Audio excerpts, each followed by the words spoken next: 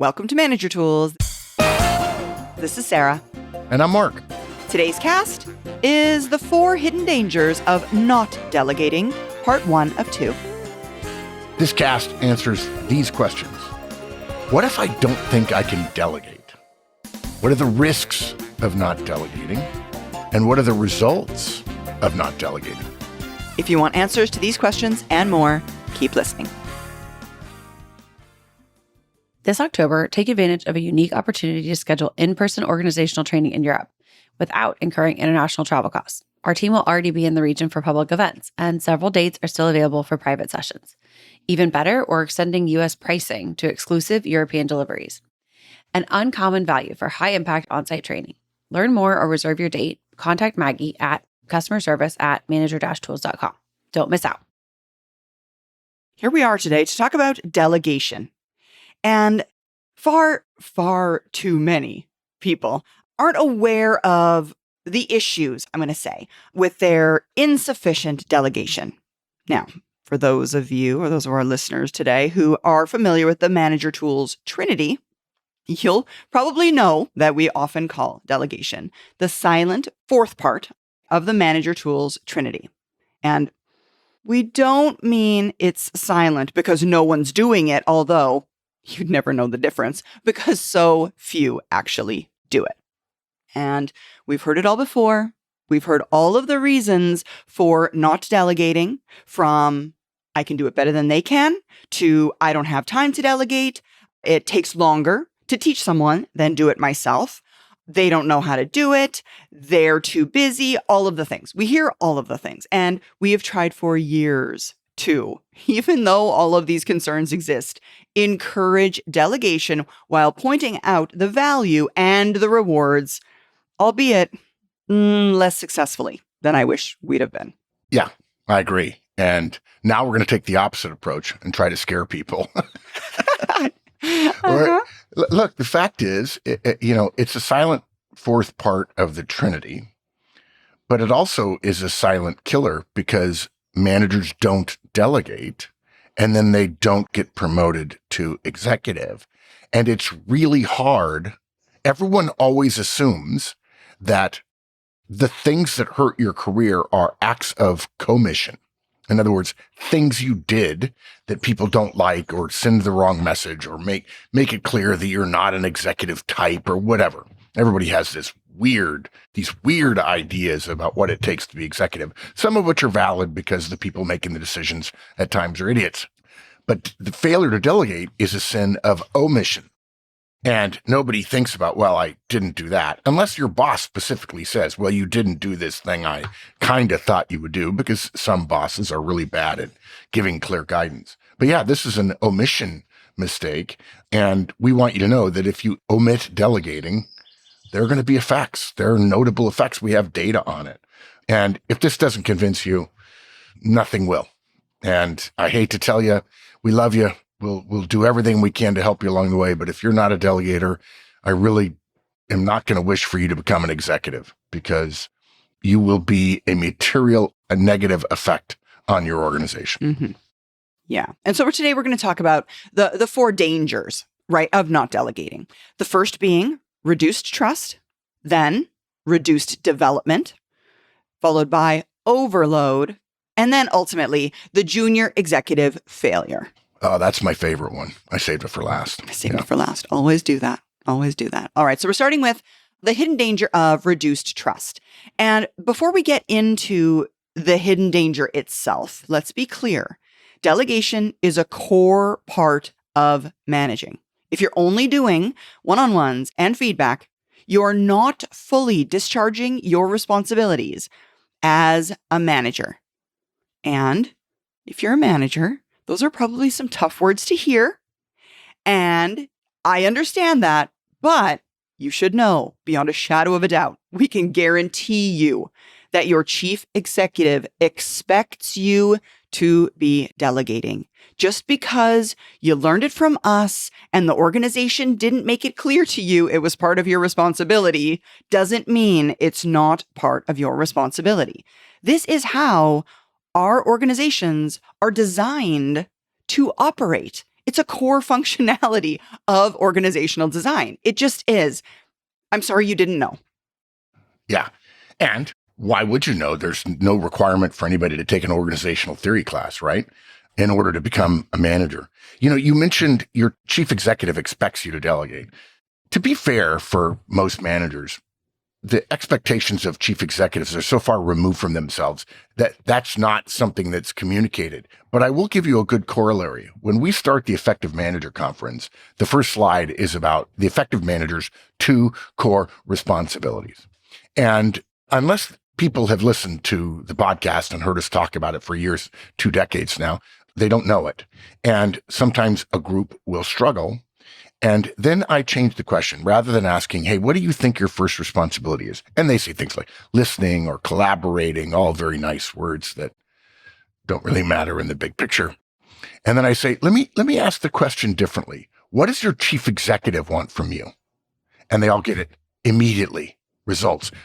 It's just like, oh yeah, I know what the chain of command wants. The chain of command wants results. Yeah, see, and Mark, I use a different question too. Mine is, why do we pay you? And they immediately get it. So it's kind of the same thing, right? It's, what does the organization want from you? The chief executive's not going to keep you around if you're not delivering the results she wants you to deliver. Yeah. So if your chief executive were to hear about one of her managers, well, this guy, he doesn't delegate. Pretty clearly, she may not say it, but she would definitely think, tell him to start delegating or give up getting promoted, or maybe even go to work for one of our competitors. Go mess up their development. Go mess up their succession planning efforts. Now, some of you are going, well, wait a minute. If this is such a big deal, why am I not hearing about it? I'll give you 2 rationales for that. One is because when you get to become a manager, development starts to becoming more individualized. And there's many people between you and the chief executive, and you may work for 1 or 2 or 3 or 4 bosses in your chain of leadership that just don't care. And frankly, they believe that because they made it to their position without any specific guidance or coaching or encouragement or feedback or delegation, that you should be able to get to their level too. Because heck, if we start training people, it's not as hard, and we may have a bunch of people who aren't tough when they get to the top. But another reason is because the whole succession planning thing of large organizations is cloaked in a great deal of mystery. Now, there's some good associated with that. You can't just go around telling everybody what we're asking every future executive, what he or she should work on. So there are legitimate, if not compelling, rationales for why this requirement of delegation hasn't gotten to you. And, the CEO is thinking, I want you to delegate. And one of the reasons is because she delegates. And, if we ask the manager tools community right now, they would say, well, of course the CEO delegates, right? That's easy. There's so much coming in to her or to him or whatever. But then if they are delegating and somehow 5 levels, 6 levels, 7 levels down, we're not, the question becomes, what's the managerial theory, the organizational principle or idea that says at what level in the managerial hierarchy does the need for delegation stop, right? And in fact, I can give you it from the other side. Delegation happens at the bottom of the organization too, when individuals have too much to do and start making priority choices about what they're going to do and what they're not doing and what they're willing to get in trouble for, because they're saying, I know this is number 1 and that's number 5. If I'm going to get in trouble, I'm not going to get in trouble for not doing number 1. I'm going to get in trouble for doing the thing, not doing number 5. And that's called delegating to the floor. And if you've never heard that phrase before, there's a podcast and there's many mentions of it in the entire 20-year history of manager tools guidance. Mm-hmm. Mm-hmm. You're absolutely right. I often say at our conferences, Mark, the best, in fact, the only level of hierarchy within your organization that can make successfully stop work decisions is that frontline manager. They have enough information about what's going on in the organization and enough awareness of that individual task that they can do it well. No CEO is going to come down to the first line of your organization and say, hey, you don't need to do that anymore. You can just stop that thing. They don't understand anything about it. And in fact, what I would say is when directors do it, it causes fires. And every individual manager knows this. Yeah. Your boss's boss says, we're not doing that anymore. And you're like, whoa, whoa, whoa, whoa, Yeah. whoa. I don't think you understand the implications of that. I don't care. We're not doing it. No, I think we should. Stop doing it now. And you stop doing it, and everything lights on fire. That frontline manager is responsible for that clearing the cache, that getting things out that are no longer adding value. Absolutely. Exactly. Absolutely. Yeah. And folks, as we've said many times, effective human organizations make sure everyone has too much to do. We recently recorded a podcast and it was called Everybody Has Too Much Work to Do. Listen to the podcast. It's great. Straight down from the top. Executives, managers, individual contributors always have too much to do. It is by design.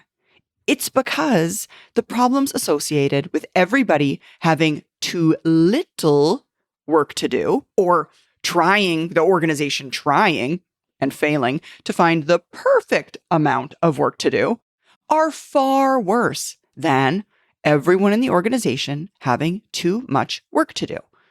They know it. It's a design flaw. And again, Mark said, we don't teach y'all organization design when you start working in an organization. So this having too much work to do, it's supposed to encourage and yes, even force everyone within the organization itself to learn how to prioritize. And for those of us in management, in leadership, what that means is it's supposed to force us to learn how to delegate some of our responsibilities. And again, to Mark's point previously, even individual contributors can delegate. They're just delegating to the floor because they don't have a person to delegate to. But yeah, this too much work to do problem, no, your organization knows it exists. It's by design. And add to that, what happened last time you said, whoa, whoa, whoa, we need to hire more people? Was the organization like, oh yeah, go, sure, totally. Go, hire like 5 of them? Or Yeah. were they like, no, you just take a little minute here and think about it. And if they hesitated to immediately throw money at that problem, knowing they've created a world where you cannot get everything done, it's simple math, folks. Then the organization expects you to figure out how to delegate and remove no longer useful work or lesser useful work. Yeah, exactly. Join us on our Executive Speaker Series call August 14th as Tim Hill, Director of Product Management, takes us beyond methodologies. Tim's going to provide behaviors for product management and practical guidance for delivery, outlining a specific actionable project management framework called the 556 process. He'll explain how his company uses a system, which covers both inbound product management and outbound strategies. Join us on the call. We'd love to have you there. All of our Executive Tools licensees are invited. You can become an ET licensee today to receive your invitation. Visit us online at manager-tools.com/memberships. Okay, so having made the case for delegation and the organizational principles behind it and so on, let's get to the dangers. The first hidden danger is that you'll reduce trust between you and your directs. If 2 groups of managers are doing one-on-ones, one group is delegating, one group is not delegating, or barely delegating, the delegating manager's trust scores stay high, while gradually the non-delegating managers see a statistically significant decline in trust. Mm-hmm. Okay? Now, you could probably figure out why that is, but I'm just saying that's what the data are. Okay? If you do one-on-ones, you build up a trust score, let's say you're a 7 or an 8 out of 10, and then you don't delegate. At some point, your trust scores are going to go down as compared to the manager who builds the trust and then shows he actually or she actually trusts her people by delegating to them. When I heard that data point originally, Mark, I thought to myself, really?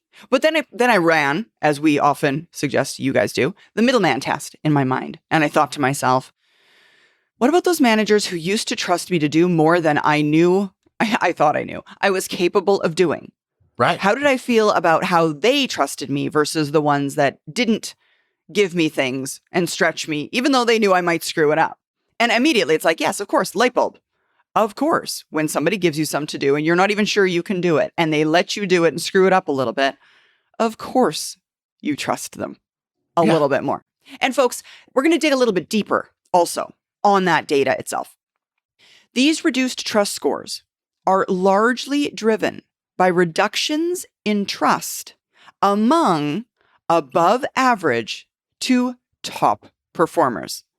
So to think about it this way, lower performers' trust scores generally don't change. Delegate, don't delegate. Lower performers' trust scores kind of stay roughly about the same. But your better performers' trust scores dropped enough to drive a statistically significant drop across the entire team. Your top performer scores dropped so much, they brought down the entire team, even though the lower performer scores didn't change at all. Yeah. Think about that. You take the time to build trust with one-on-ones, and then you lose it later because whatever reasons you have for not delegating. And the trust depreciation happens most greatly among your most important team members. I said that recently, actually, in a training I was doing. And somebody said, well, why are your top performers most important? And I said, well, let's be clear. I'm not talking about the value of their human souls. Everybody's an equally valuable human being. But in terms of organizational output, which is why this entire conversation is occurring, your top performers are more important or more valuable to the organization. That's why there's a podcast called The Coaching Dilemma, which basically tells you about 4 different levels of performance from 4 different of your directs. And it asks you the questions, which should you spend additional time with? Most people choose the weakest performer. And in fact, that's the wrong answer. What you're supposed to spend your time is on your top performer, because a 5% increase from your top performer is more valuable to the organization than a 5% increase from your bottom performer. Please don't write me and say, I can't believe you said that. That sounds terrible. Please go listen to the Coaching Dilemma podcast. It's crazy to think that you would get the idea of building trust. And I don't think anybody who would get the idea of building trust through one-on-ones would then argue that for your top performers, if they thought they could do some of your job, that not delegating to them would not affect the trust, right? So everybody gets both sides of the equation, but some manager just like, yeah, I'm still not going to delegate. Yeah. And for me, Mark, I'm a high D. I'm assertive. I'm task focused. I think to myself immediately, why would I waste my time building trust only to degrade it? Yeah. Like, why would I invest all those man hours into one? If I'm just going to ruin it anyway, why even try in the beginning? What a huge waste of time. And for those of you who aren't delegating, you might be wondering, why does this lack of delegation affect trust? And this is where our data turns into anecdotes, but our sense of the responses when we asked these higher performing individuals was pretty clear. I know there are some things I need to learn about my boss's job, and I think I could probably do them. But my boss clearly doesn't trust me with those things. Otherwise, as busy as they are, they would have delegated one or more of those tasks to me. They must not trust me as much as I've earned their trust. And to be clear, I've worked very hard to earn that trust. Yeah, we heard that over and over again when we interviewed above average or top performers in teams where trust started to decline. And there didn't appear to be any organizational forces that would have caused that.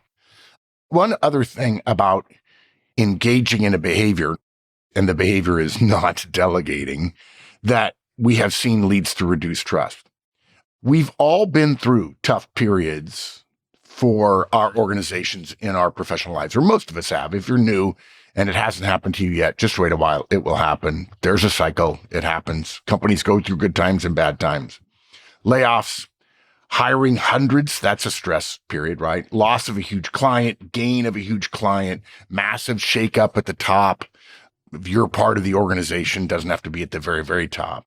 A union strike, a tragedy, a disaster, an incident, something like that. Again, if you haven't had one yet, you're probably relatively new to the adult professional life, and it will happen. And when it does, the parts of your organization with high trust will be fine, and the parts with low trust will underperform. Say what you want in your performance review about being great all year except for that crisis. That's not how your boss or the organization will see it.